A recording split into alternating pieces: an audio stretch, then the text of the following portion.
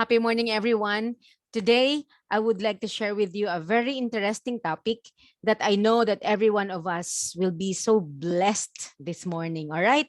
So let me share with you my screen so that you can see my PowerPoint presentation. All right. How are you doing today? While I am opening my PowerPoint presentation, I would like to ask everyone, how are you today? So how was your self-love and your self-care? Because today we are going to talk about self-compassion, all right? So self-compassion, what is self-compassion? But of course, we need to define first what is compassion, all right? So compassion is a Latin word which means to suffer together.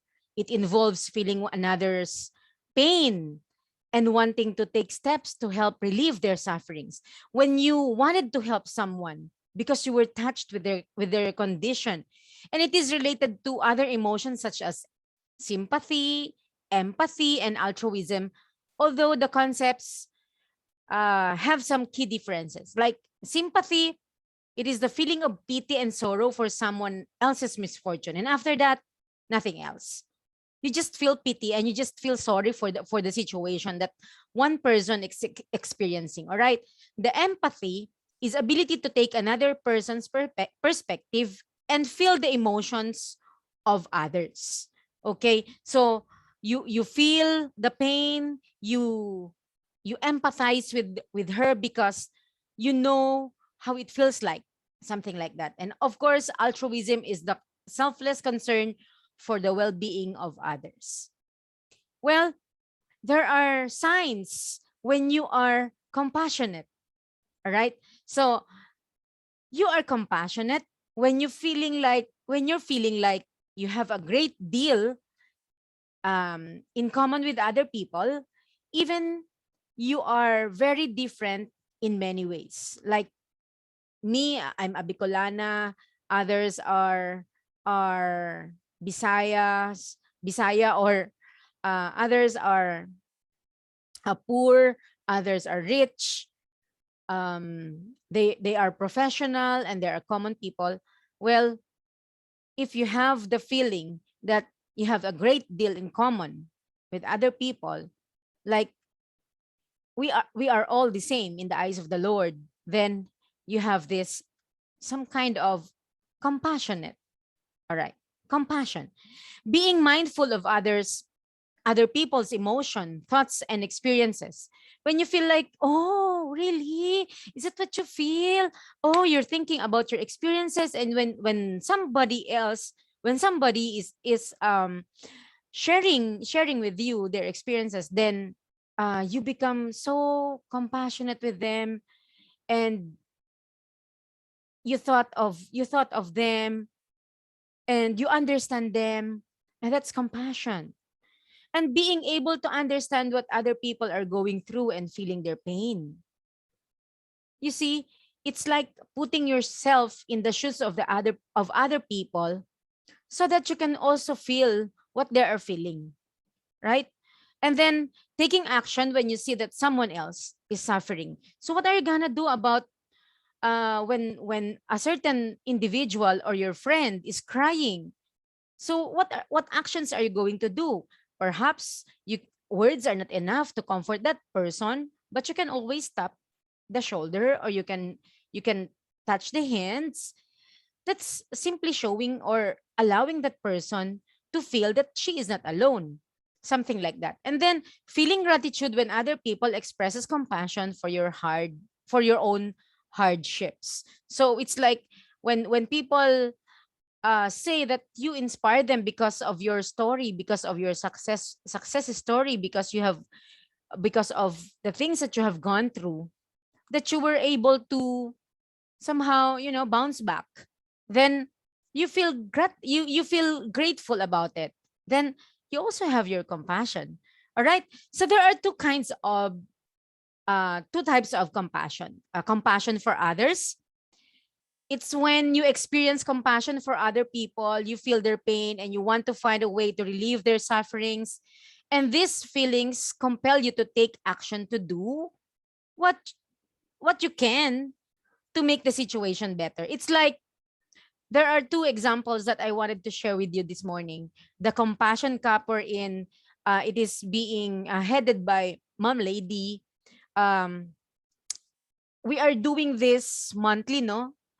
Spontaneously on different places. It's like it's like um it's like in every place in the Philippines there are compassion cup every month. And the purpose of this is to just, to alleviate somehow, no, to uplift someone's burden one day at a time. It's like even in the Pusong Lansangan, wherein it's my YouTube channel. For those who do not know yet, then you can search in the YouTube or your YouTube YouTube the Pusong Lansangan, wherein that's also our passion, is to help people, to uplift, no, to uplift someone's burdens, or to lift up someone's burden one day at a time. That's compassion for others, because we know how it feels like, when you're putting yourself to the situation of others, then you can feel that you are wanting, no, you wanted to help them, you wanted to let them feel that there is someone caring for them. There is someone who wants to help them. That's compassion for others. And of course, the self-compassion. And this involves treating yourself with some compassion and kindness that and you would want to show to others. It's like what you feel with others. It's like treating your friends um kindly, the same way you are treating yourself. Rather than beating yourself up over mistakes you may have made in the past, and you feel understanding, mindful, and accepting of yourself and your imperfections. It is kind of self acceptance, self love, self care, right? When you feel good about yourself, that is self compassion. And when you think somehow, we are all being harsh with ourselves. But again, today we are going to talk about this. And I hope that it will, you know, we will immerse into this topic so that all of us will be blessed. Okay. So self-compassion is the attitude that underpins all other depression beating strategies and can simply be defined as giving attention to your physical, spiritual, and emotional needs as well as others. And especially, oh, well, it's if we can learn to treat ourselves kindly and support ourselves through our struggles, then everything else becomes a lot easier. It's like do unto others what you would like others to do unto you. But it should be starting with yourself. If you want other people to treat you kindly, then if you want to treat people kindly, then it has to start with you. All right. And then, of course, self-compassion has three components: the self-kindness, the common humanity, and the mindfulness. What are these?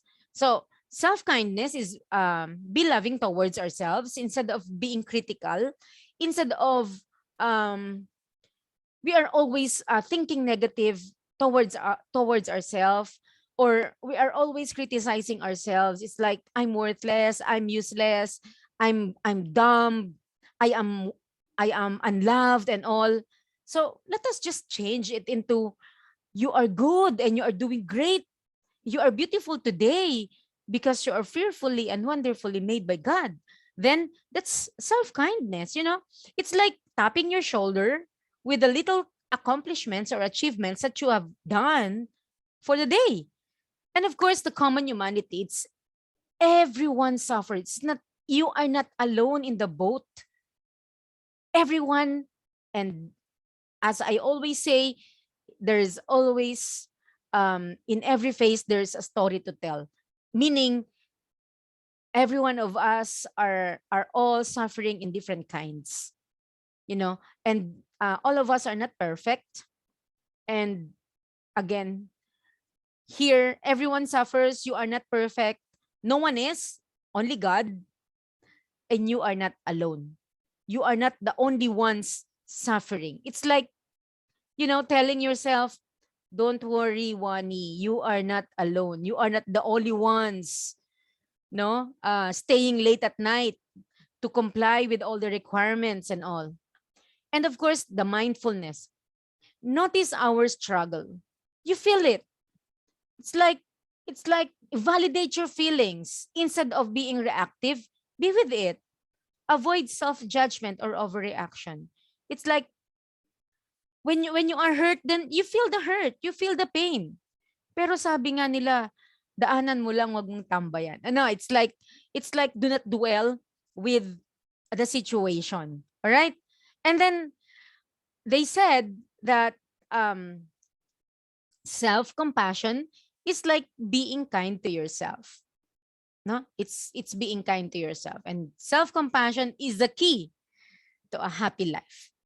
All right? So self-compassion is a source of strength and resilience, because when you have compassion to yourself, then you will have, or you are going to cultivate that self-love and gratitude, you know, and definitely you will develop, and you will be more resilient, no, whenever problems comes. All right, so number one, self-kindness. Again, it's this, I think this is just the same, but I think there are more of it in here. So the self-kindness, we are as caring towards ourselves as we are towards others.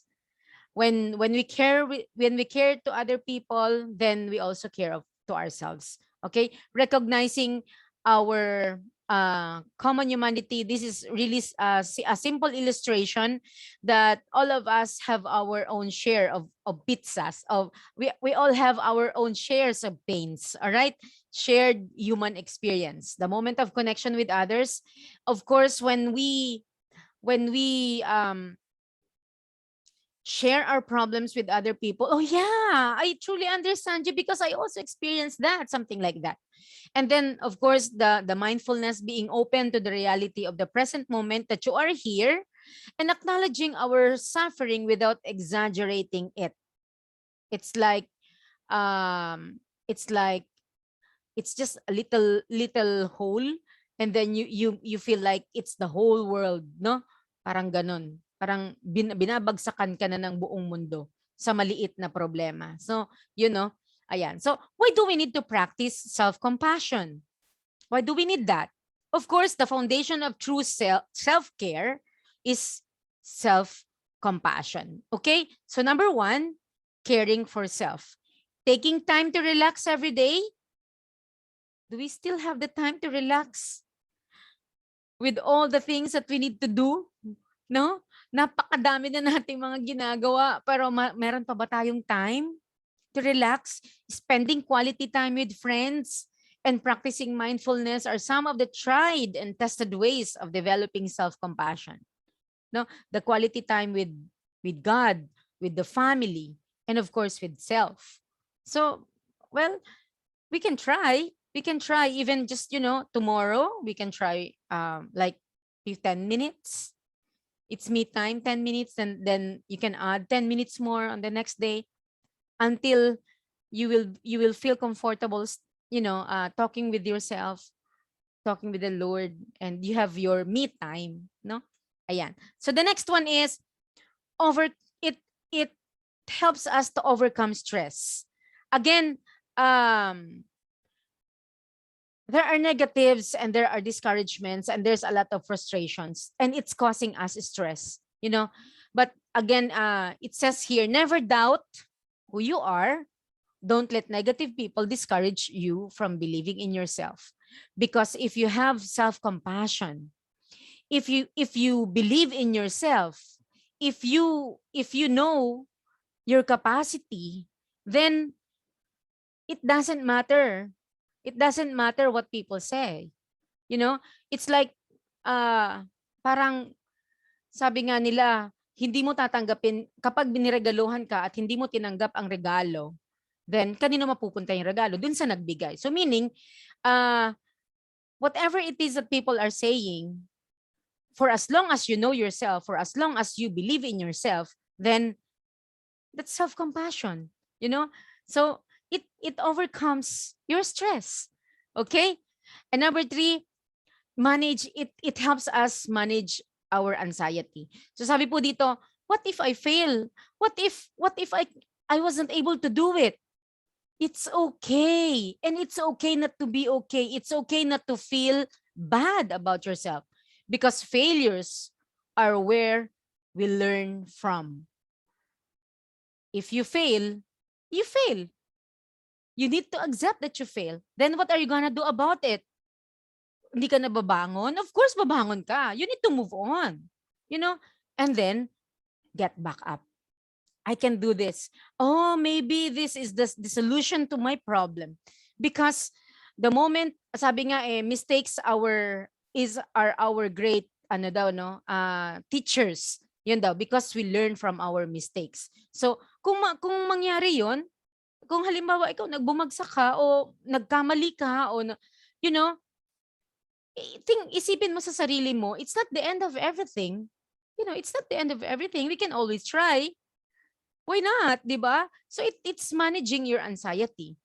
You less become anxious. See? And then number 4, self-compassion is a pain reliever. Why? Because you have been criticizing yourself for years and it hasn't worked. Try approving of yourself and see what happens.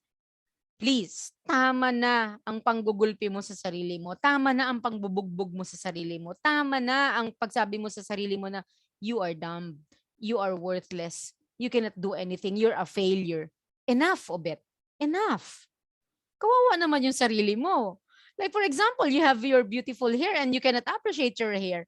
You have beautiful eyes but you know, hindi mo nakikita yan because you are full of negatives. You're always thinking of negatives sa sarili mo, no? Mahirap 'yun. Ikaw na mismo nga wala nang ibang I mean, you know, do you expect others to appreciate you when you yourself cannot appreciate yourself?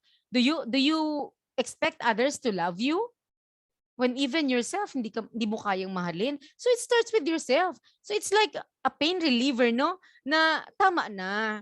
Ikaw naman, you also have to appreciate yourself. You also have to, alam mo yun, na itap mo din yung shoulder mo that you're doing good.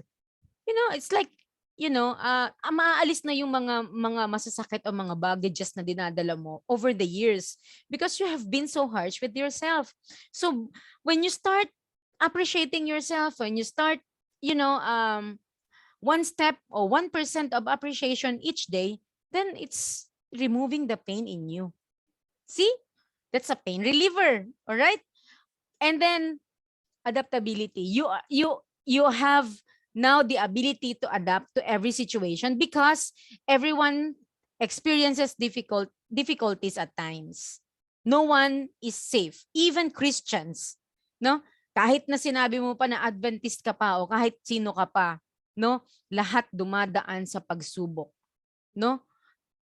In our trying times, let us learn to recognize that our own struggles and believe in ourselves that you can do better next time you try. So, what are you gonna do about it now that this is the situation right now? So, what are you gonna do about it? So, kung hindi ito uubra, so what are you gonna do? You are going to learn to adapt yourself to the situation. So, this is the situation right now. Then, I'm going to manufacture or think or innovate, no? Think of the ways that I can solve the problem. So it's like that, di ba, no? So learn to recognize your own struggles. Kung hindi ito uubra, so ano ang pwede? No? Ganun yun, no? So you are now learning to adapt, no? And you are learning to accept your limitations and your shortcomings, and you will come up with a better ways, no? I know that you can do that next time. No? Yun ang maganda dun. And then, self-kindness. Self-kindness is yung ano ba, you are not going, it's here, no? Not judging yourself or allowing others to judge you. Not blaming yourself, getting to know and accepting yourself, forgiving yourself, loving yourself, helping yourself overcome insecurities, respecting yourself, and protecting yourself. Hindi naman yan self-centeredness, no? It's not being selfish, but it is just loving yourself. Sabi nga nila, the greatest love of all is loving yourself, no? Loving yourself. Of course, it is like sabi nga nila bawal ang judgmental. Wag mo namang gulpihin yung sarili mo. Wag mo namang masyadong bugbugin yung sarili mo, no? Na masyado mo nang minamaliit ang sarili mo. Sabi nga alam mo yung kapasidad mo, then you just have to believe in yourself. Kung may nagawa ka man, do not blame yourself. No? It's like you just have to accept and be kind with yourself naman. No? Yung sabi dito, when you have done something wrong, then you need to forgive yourself. Kasi kapag hindi mo mapatawad ang sarili mo, napakahirap, sobrang napakahirap. Ang hirap mag-move on, no? Napakahirap mag-move on. Especially you become insecure, you become nababawasan ang self-esteem mo, yung self-confidence mo nababawasan, lahat 'yan kapag ikaw ay masyadong nag-iisip towards yourself, no? Yung masyadong naka-clouded ng isip mo, no? Kawawa naman yung sarili mo, no? Ayun. So, self-affirmation. Yan, self-affirmation. You don't need other people's approval. You just have to accept yourself and love who you are. Yan ang binigay sa iyo ng Panginoon, tanggapin mo. Hindi mo na, sabi nga wag mo nang tingnan yung ibang tao. Wag ka mainggit sa ibang tao. Affirm mo ang sarili mo. Bakit kaya sila ganito? Bakit kaya sila nakakaya nila? Bakit samantalang ikaw may kakayanan ka rin naman. Kayang-kaya mo naman. Bakit hindi mo i-affirm ang sarili mo na in your own special way, you can do that. Alam mo yun? Na malay mo, if you are just going to focus, then baka ikaw pa much better ka pa sa kanila. So it's like affirming yourself with the little accomplishments and the little achievements that you did, that you have done. And that is something that, alam mo yon, very commendable kapag ito ay nagawa mo. Alam mo, napakasarap na i-appreciate mo yung sarili mo. Napakasarap na i-celebrate mo each accomplishment that you have done. Like natapos ka sa topic 1, na halimbawa lang sa research, natapos mo yung chapter 1. Oh, that's good. Oh, diba? You buy yourself something that you like. That's also one way of affirming yourself, no? Ayan. So napakaganda na tayo ay merong self-affirmation, and that's also very essential, no? Sa self-compassion. And of course, relationship improves, no? It improves relationship when you have self-compassion. Sabi dito, happiness stems from loving ourselves and our lives exactly as they are, knowing that joy and pain, strength and weaknesses, glory and failure are all essential to full human experience. So ibig sabihin, hindi mo kailangan na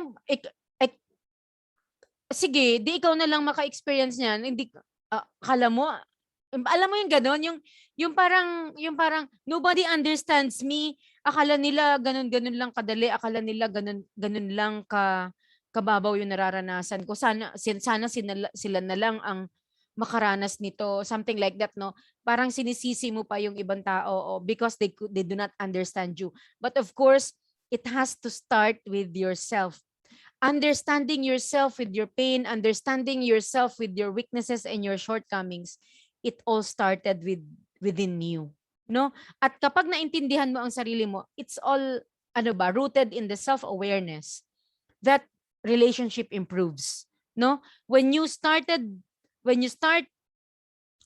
realizing that we are all in the same boat, At yun nga no na nararanasan ko na pain, nararanasan din niya, no? Sabi nga sa 1 Corinthians 10:13, walang pagsubok na dumarating sa buhay ng tao na hindi din nararanasan ng ibang tao, no? It's biblical. It's biblical. Kahit na ano pa ang paniniwala mo, kahit na ano pa ang filosofiya mo, kahit na ano pa ang denomination mo, we all are experiencing, no? Pains and sufferings and all.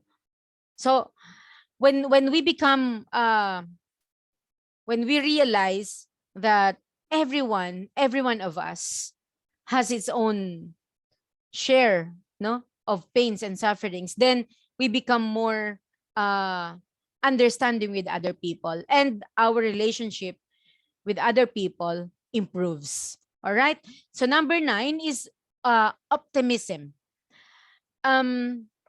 We become more we envision ourselves, no? Yun na nakikita ko na yung sarili ko 5 years from now, that I'll be successful in my, in my endeavor. I will become like this and like this in the future. And it's like you are excited to see each day, no? Because you are optimistic, no? Sabi nga have that unwavering faith in yourself that you can become everything you want to be.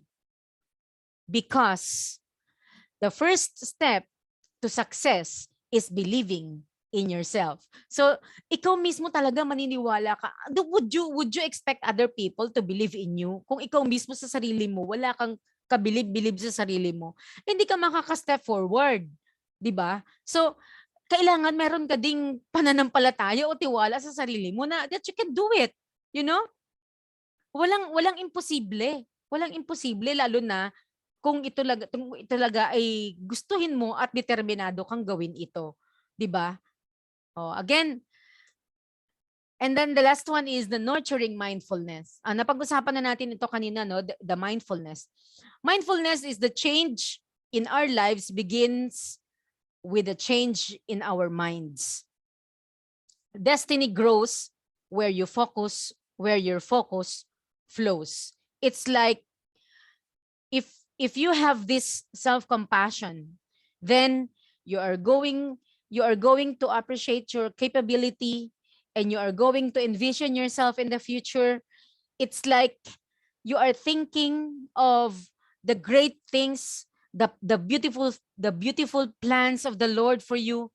Alam mo yung ganun na tutulungan mo ang sarili mo, no? With your positive attitude, at makikita mo, change will come. No? Change will come. The change is going to begin in your life. All right?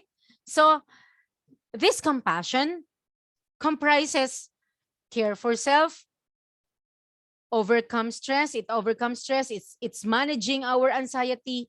It is our pain reliever. It gives us the ability to adapt. The self-kindness, the self-affirmation, it improves relationship, and optimism, and nurturing mindfulness. And it spells out the compassion. All right?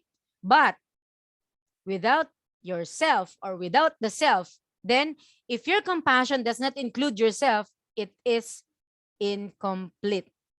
You can never share what we don't have. You cannot be compassionate with other people if you are not compassionate with yourself. No? It starts from within. So sabi dito, having compassion starts and ends with having compassion for all those unwanted parts of yourself.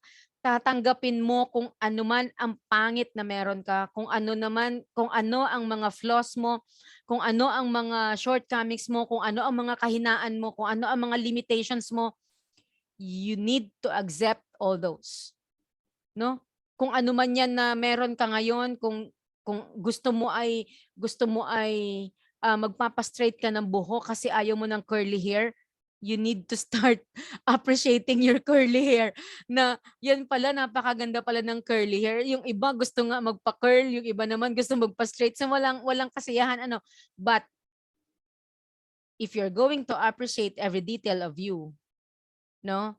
You're going to start kung ano ang binigay sa iyo ng Panginoon. This is me, and this is my ability, this is my talent, and this is the whole me, accepting who you are, just as you are. Then, let's start of the self-compassion. Sabi po dito, harap ka sa salamin, alright? Harap ka sa salamin, and you will say, how are you beautiful? Your eyes is beautiful. Your nose is beautiful. Your lips is beautiful. You know why? Because you are beautifully made by God. In His image, imagine. And God has great plans for you today.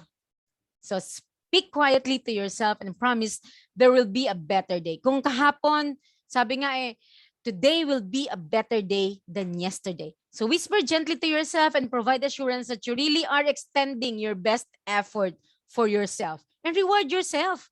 I-reward mo ang sarili mo. You buy the things that you like. Huwag naman expensive, di ba? No? Console your bruised and tender spirit with reminders of many other successes. Akala mo failure ka na, no? Ang dami-dami mo na pala nagawa. Di ba, no? Hindi mo lang nakakita kasi nega ka. O di ba, no? So you also need to be positive din. Positive sa pananaw sa buhay, wag sa COVID. Alright? Okay. So, offer comfort in practical and tangible ways as if you were encouraging your dearest friend. Imagine, you need also to befriend yourself. No? All right. Recognize that on certain days, the greatest grace is that the day is over and you get to close your eyes because tomorrow comes more brightly. Napakaganda nito. And of course, we can never do that without God. No, we can never do that without God. And we all know that we can always do everything and there is nothing impossible for us to do kung kasama natin ang ating Panginoon. So, you will feel better. Alam mo, I've started doing this. I'm always looking at the mirror and looking at my eyes. Alam mo yun? Tapos yung dimple ko dito, nakikita ko yun. Oh, alam mo ba, nakakadagdag yan sa smile. So kapag nagpapapicture ako, nakaganon ako. Kasi gusto ko makikita yung dimple ko. Ayan. So parang ganon it adds beauty to my face.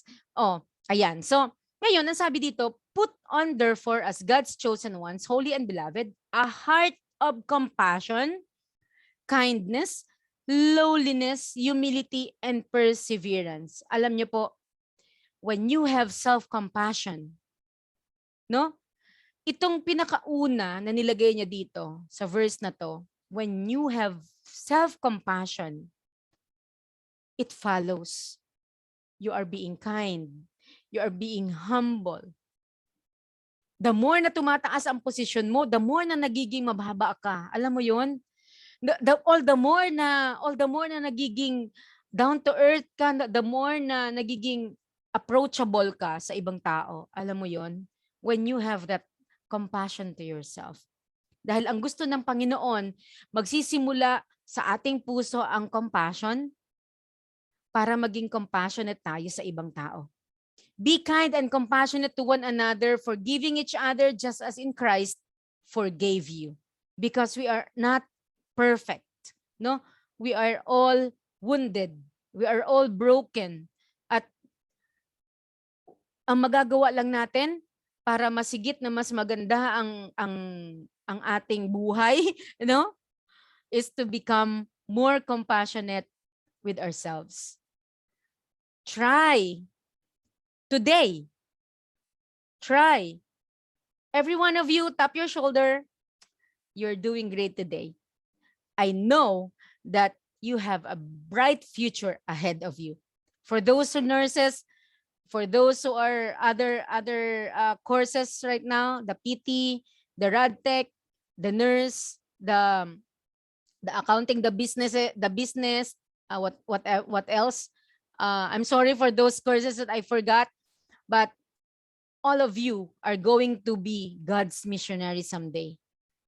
And the only key for us to become effective missionaries, to spread the love, to share the joy, the happiness, and Jesus Healing Ministry is to start being self-compassionate compassionate with ourselves. All right? That ends our short devotional for this morning, and happy self-compassionate day. God bless. I'll stop sharing my screen. And is it okay for us to continue with our prayer? Father in heaven, we thank you, dear God, because of these lessons that we have learned today, for us to be more compassionate in ourselves, for ourselves, because we know that you are so compassionate with us. Thank you so much, Lord, for the learnings, for the realizations, for the self-evaluation that we need to appreciate ourselves. We need to take care of ourselves. We need to love ourselves. We need to have compassion to ourselves, so we may be more compassionate and understanding with other people, just like what you want us to do. Thank you, dear God, that you are always there for us. Thank you for allowing us to experience your compassion to us, that we become compassionate with other people. Dismiss us, Lord, with your holy presence, bringing in our minds and in our hearts that we may be a channel of your love and joy and happiness and compassion with other people. Thank you, dear God, for accepting us just as we are trying our best to accept people of who they are. Forgive us, Lord, for our shortcomings and iniquities that we have done against you, and that's making us worthy of our prayers. In Jesus' name, amen and amen. God bless everyone. Happy morning.